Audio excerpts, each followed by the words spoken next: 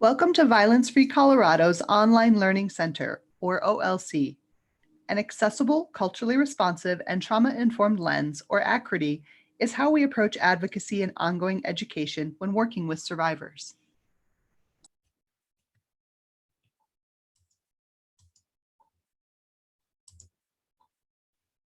We acknowledge the current land where Violence Free Colorado is located, on which we are learning, working, and organizing today, is traditional, ancestral, unceded territory of the Arapaho, Cheyenne, Oshakoshakoan, and Ute people and First Nations.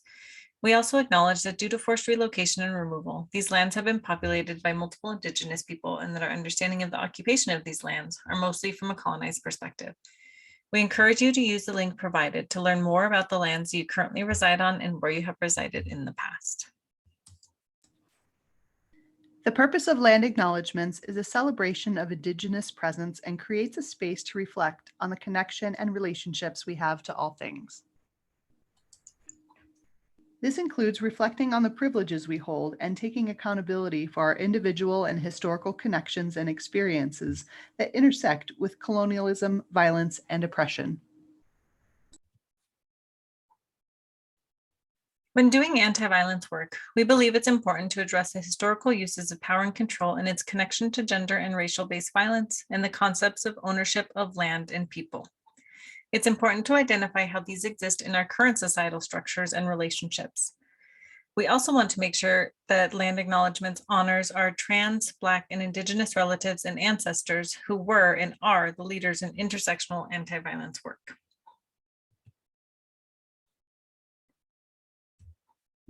Land acknowledgements require intention, reflection, and action. The real work is in between the webinars, trainings, and activities.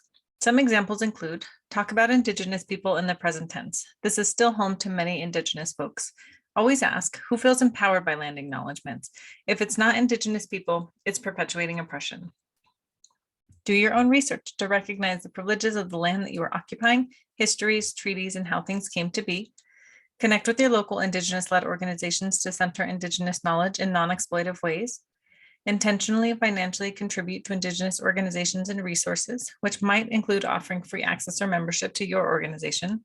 Learn how to pronounce tribal and land names. Pronunciation guides may be available on websites. And lastly, be uncomfortable within and question current systems, as this can be an opportunity to create movement towards ending all forms of oppression. Important things to know. In anti-violence work, terminology has changed over time and will continue to do so. The language that survivors use reflects their complex experiences of trauma, oppression, and resilience within a constantly changing society. Some online learning center courses and resources may contain outdated language, including but not limited to harmful language for those who are undocumented and outdated language about people who choose to use abusive behaviors. We want to acknowledge the impact that harmful languages in our OLC courses may cause and its connection to historical oppression. Violence Free Colorado will continue to use the most updated language as new courses are developed and as we are able to revise older courses. Our commitment to working with survivors must include reflecting on our own use of language to limit further harm of survivors. The ACRTI framework was created by the National Center on Domestic Violence, Trauma, and Mental Health, which is a special issue training and technical assistance center focused on the intersections of domestic violence, trauma, mental health, and substance use. Violence Free Colorado uses the term ACRTI throughout training materials. ACRTI stands for accessible, which means that people with all kinds of abilities are able to fully access our agencies, including our information and resources, environments and spaces, and services and support. Culturally responsive means proactively integrating meaningful attention to the cultural identities of survivors and staff, and to the ways culture can shape people's experiences of trauma and healing. Trauma-informed describes an approach that recognizes the pervasiveness and impact of trauma on survivors, staff, organizations, and communities, and ensures that this understanding is incorporated into every aspect of an organization's administration, culture, environment, and service delivery. This is the National Center's Tools for Transformation to guide organizations with implementing ACRTI principles. We will be highlighting their key perspectives and core principles. The Tools for Transformation is easily accessible for organizations. It is encouraged to work on it in pieces over time and to not feel pressured to work on it all at once. In anti-violence work, it's crucial to recognize that oppression operates on many levels. Here's a short video that explains the different levels of oppression. Oppression. It's a word that's often used as a blanket term, but there's actually a whole lot more to it. There are 4 interlocking aspects of oppression: ideological, institutional, interpersonal, and internalized. And it might seem like a small difference, but it's very important to be able to distinguish between each kind, because understanding oppression is the first step to fighting it. Let's start with the core at the heart of every form of oppression: ideology. Every system of oppression comes from the idea that one group is somehow better than another. Ideological oppression starts when the dominant group associates positive qualities with itself and negative qualities with the marginalized or othered group. Ideological oppression describes the deeply ingrained social root of inequality. It's the larger overarching idea that leads to the isms. For example, the idea that black people are dangerous is ideological racism. The idea that poor people are lazy is ideological classism. Ideological oppression leads to institutional oppression. Institutional oppression is the way that systems and institutions manifest the dominant ideology. Institutions control access, who is able to get to what and how.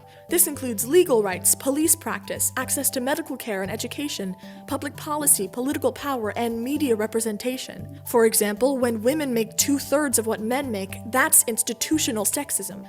When a building is constructed without wheelchair ramps, that's institutional ableism. All of this leads to interpersonal oppression. Interpersonal oppression is probably the easiest to recognize because it happens all around us. Interpersonal oppression is the way that people play out discrimination and violence on each other. It can take the form of microaggressions, jokes, stereotypes, and harassment. For example, when a student is bullied for being gay, it's interpersonal homophobia. When a Muslim person is told that they're a terrorist, it's interpersonal Islamophobia. And all those forces, ideological, institutional, and interpersonal, lead to internalized oppression.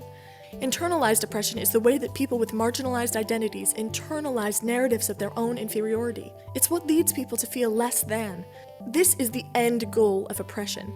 The oppressive party doesn't need to exert force any longer because the marginalized group is enacting oppression on itself to maintain the status quo. It's important to remember that it's never a marginalized person's fault that they feel internalized oppression. It's simply what happens when someone faces negative stereotypes, low expectations, and ongoing discrimination.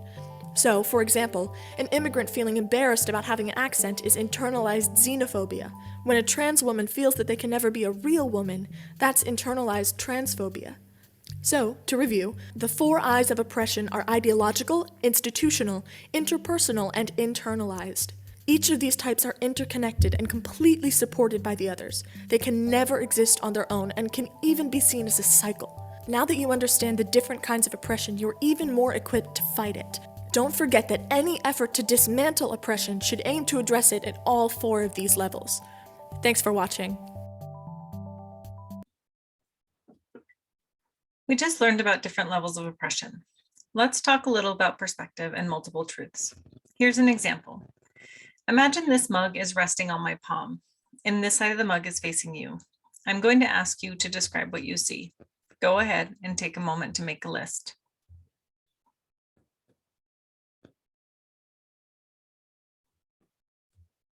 My turn. I see a handle, a glare, a tall mug, a blank surface. We are witnessing the same thing from different perspectives. When you were describing what you were seeing, I'm sure it included a tree, a cage, birds, words. This was not my experience, even though we were looking at the same thing.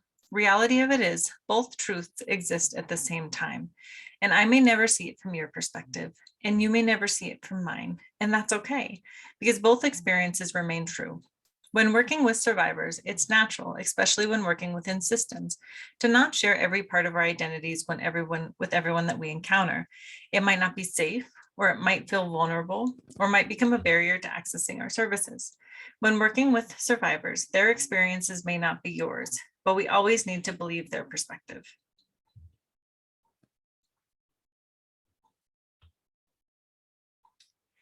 We now know that ending oppression means addressing it on all 4 levels, knowing that they are all interconnected and don't exist on their own, and that multiple truths can exist at the same time. We take these into our discussion about intersectionality. Intersectionality is a lens through which you can see where power comes and collides, where it locks and intersects. It's the acknowledgement that everyone has their own unique experiences of discrimination and privilege. Kimberly Crenshaw. A few examples of identity categories are here on the slide, and we as advocates exist within these intersections as well. It's important to have self-awareness about our own identities, biases, and privileges that we carry with us into our work. For self-awareness, we can ask ourselves, what might be uncomfortable for me? What might I relate to? And how are these interconnected?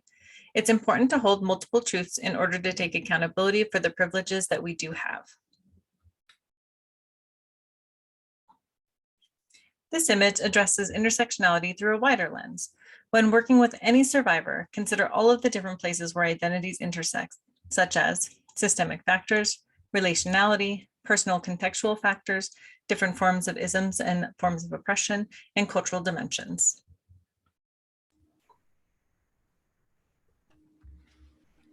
When doing anti-violence and anti-oppression work, we support collective healing by intentionally centering accessible, culturally responsive, trauma-informed practices and policies. For example, we can recognize that equity principles apply to our work with survivors, staff, and staff survivors. We can incorporate regular trainings for all new staff and volunteers. We can review hiring practices for inclusivity. We can also do this by acknowledging survivors' unique experiences found at the heart of gender and racial-based violence and other intersectional oppressions. A few ways to do that can include provide regular trainings on anti-violence and anti-oppression work, as well as how these intersect with domestic violence, provide trainings on intersectional identities and how that impacts survivors individually and systemically, support survivors to identify what community healing means to them. Our responsibility as anti-violence organizations is to collectively engage in a process of individual and organizational reflection, collaboration, and intentional action to end all forms of oppression. We can find guides like the National Center's Tools for Transformation to support our organizations through these conversations and changes. We can use reflective supervision that incorporates intersectional conversations. We can regularly review our internal documents and materials shared with survivors for harmful language and bias, as well as accessibility.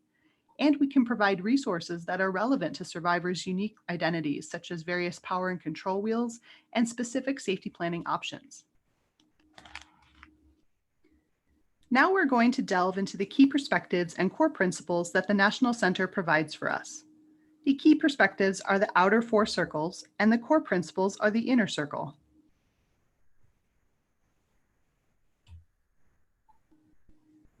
We will start with the outer key perspectives. Our ability to expand our lens and perspectives is crucial for supporting survivors. The key perspectives and lenses to consider are human rights and social justice, culture and community, domestic violence advocacy, and trauma-informed.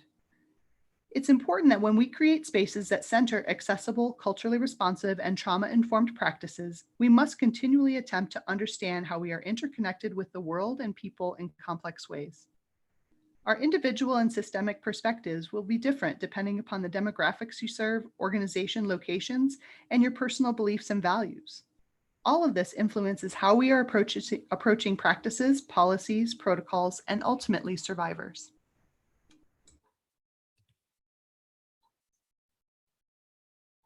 The first key perspective we will talk about is human rights and social justice lens. Trauma has a long legacy, and violence and oppression shifts over time. When we incorporate this lens, we can center all of the ways that survivors can identify justice. Incorporating this lens ensures that there is an awareness of the conditions that create and uphold abuse, violence, oppression, and discrimination in our lives and in our communities. This includes understanding the different levels of oppression, ideological, institutional, interpersonal, and internalized, and all of the ways that survivors may experience these in their lives. We have individual, community, and systemic responsibilities to actively dismantle and break the long legacies of trauma. Therefore, we must also have flexibility in how we respond. Next is the cultural, historical, and community lens. Let's call this our roots. The purpose of this lens helps us recognize the richness and complexities of people's identities, beliefs, experiences, and the traditions, values, and relationships that serve as sources of meaning, strength, and resilience. Knowing that our connection to each other matters for community healing. For example, this may include recognizing different communication styles, generational connections, forms of prayer, ancestors, ceremonies, and daily practices. Unaddressed legacies of colonization undermines the creation of healing-centered and trauma-informed systems.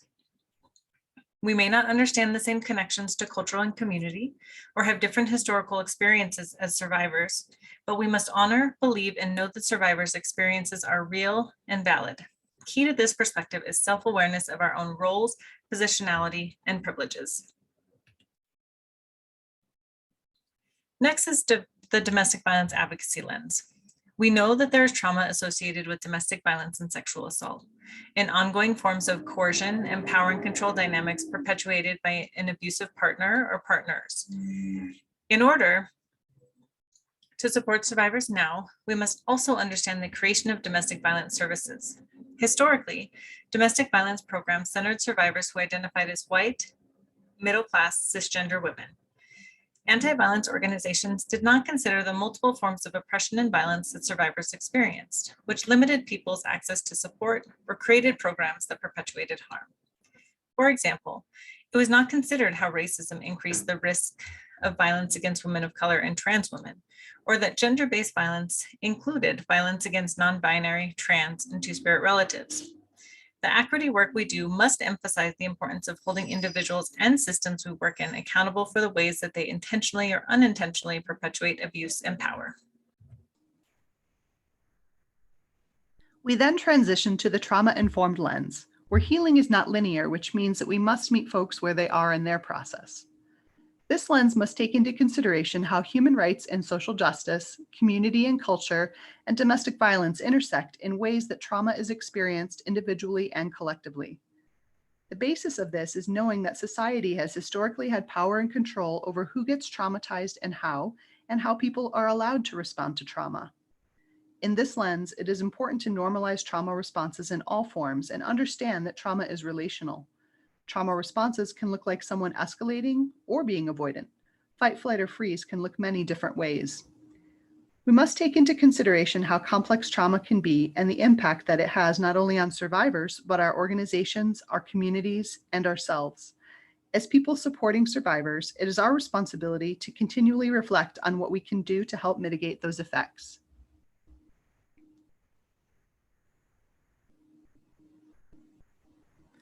Why does all of this matter? In order to know where we are going, we must know where we have been. Historically, the movement to end domestic violence has largely focused on white, middle-class, cisgender women. Unfortunately, this left out a huge amount of survivors and did not fully incorporate a full understanding of intersectional trauma directly linked to human rights and social justice. This limited the way organizations were able to support all survivors, which is something we are continually working to change.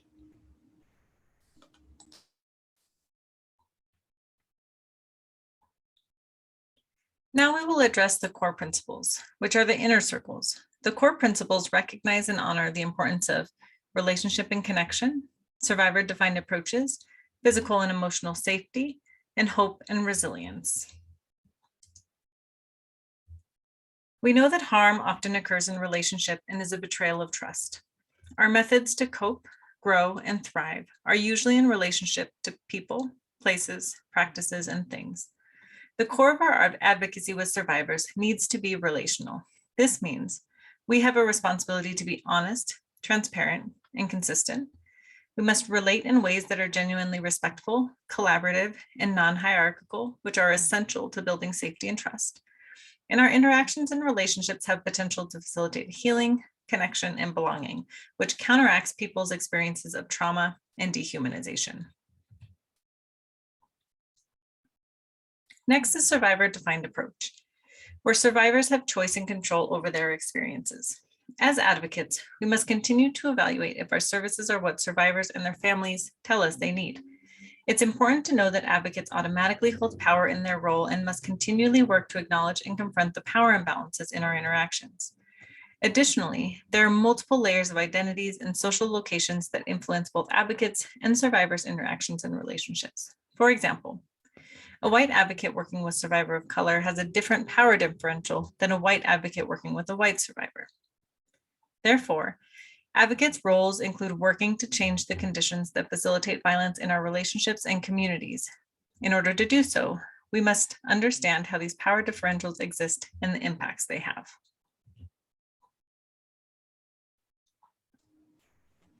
Moving to physical and emotional safety.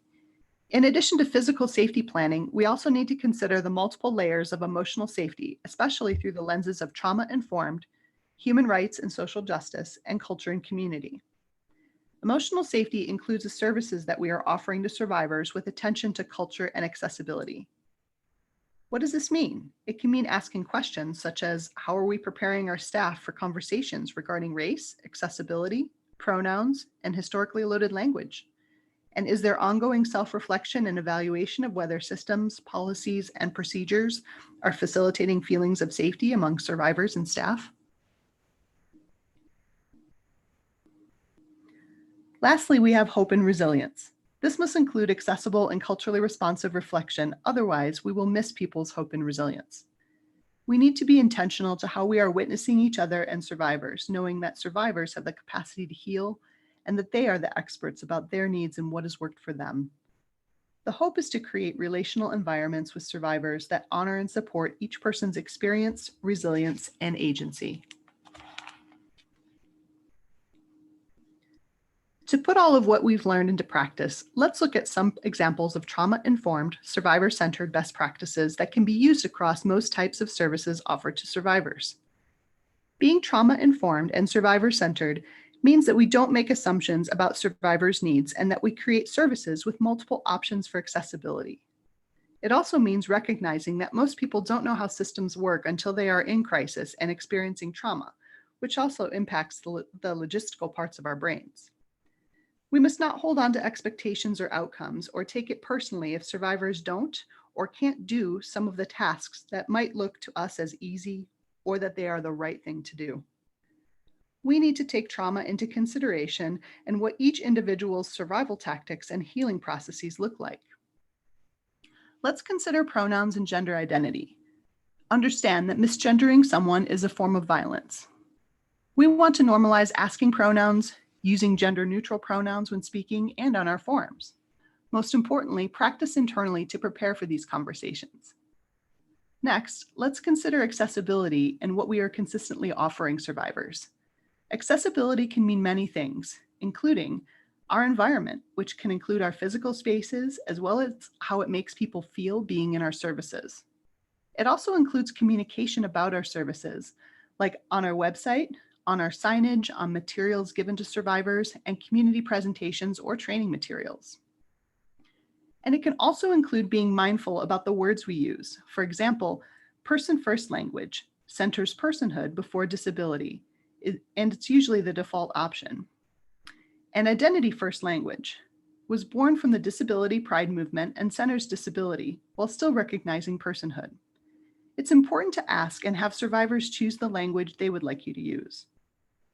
For language accessibility, it's important to use non-academic language for different levels of language and literacy comprehension, to use image descriptions for screen readers, to use images and documents for visual learners, and have access to languages other than English, including sign language. Here are some common best practices and some additional trauma-informed considerations, but this is not an exhaustive list. Every survivor's specific needs are different, and it's important to prioritize them, which may mean rethinking organizational or systemic expectations. Some disabilities may not be visibly noticeable, and some survivors may not be aware they are experiencing some impacts of trauma. This includes traumatic brain injuries or TBIs, and we know there's a high correlation of survivors of domestic violence who may have TBIs, whether they are diagnosed or not. This impacts how survivors access, comprehend, and follow through with services. It's also important to have transparency in systems navigation, both internally and externally. Internally, transparency eases anxiety and can help with crisis management so survivors know what to expect. It builds trust between survivors and service providers, and helps reduce organizational burnout for staff. And externally, transparency helps build trust between service providers and community partners. There is also privilege in knowing how systems work. We have systemic knowledge and connections and can share this with survivors. Survivors have contact with many systems and services, which all have different rules for confidentiality. Every service provider has a responsibility to explain their own limits of confidentiality to survivors, and to be able to explain the limits of confidentiality of other service providers that survivors may have contact with. For example, community-based advocates have different limits to confidentiality than folks working in hospitals or court settings. We have discussed the foundational pieces of ACRTI. How do we implement this? Here's a powerful quote. There is a significant difference between all are welcome here and this was created with you in mind. Give yourself a moment to think about what this difference means, and how are we implementing our services with this was created with you in mind. When we say that all are welcome, it does not address specific survivors' needs. When we say this was created with you in mind, it means having intention about specific survivors' needs and flexibility with our services. Many systems were created with the foundation of all are welcome here, but unintentionally left out many survivors. This creates gaps in our services, and it's important to reflect on how we are supporting all survivors and using intention to create services.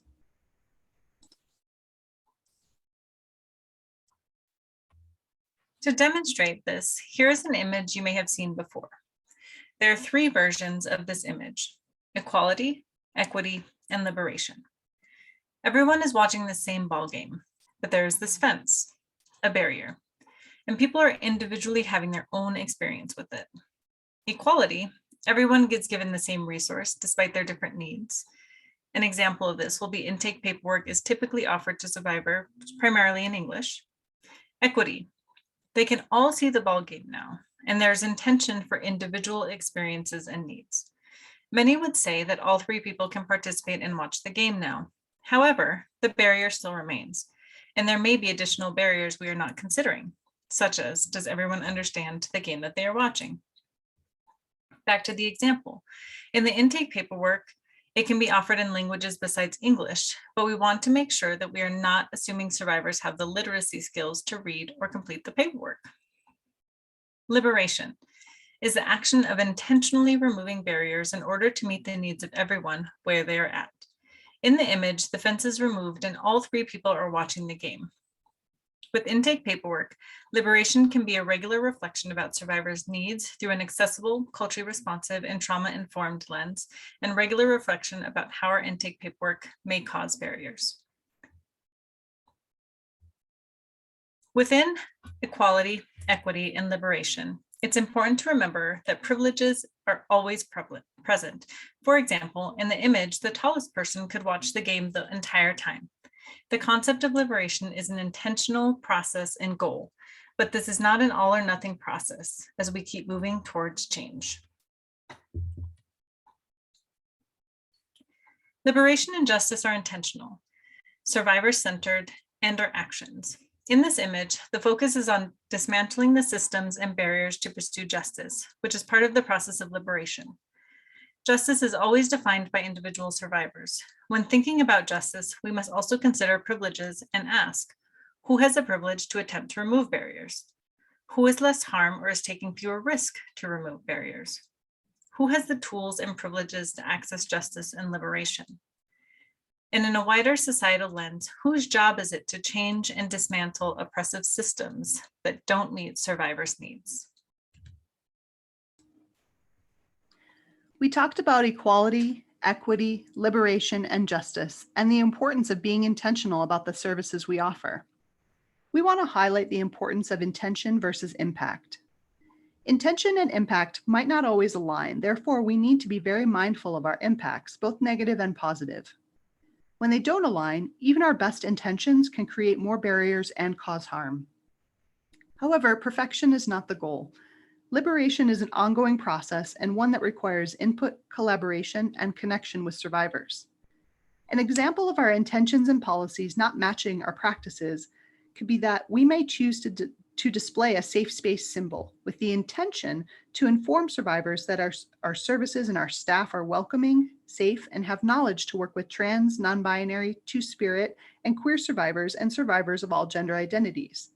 But if a survivor accessing services is constantly misgendered, then practices are not matching the intention, and the impact is that people may not return for our services.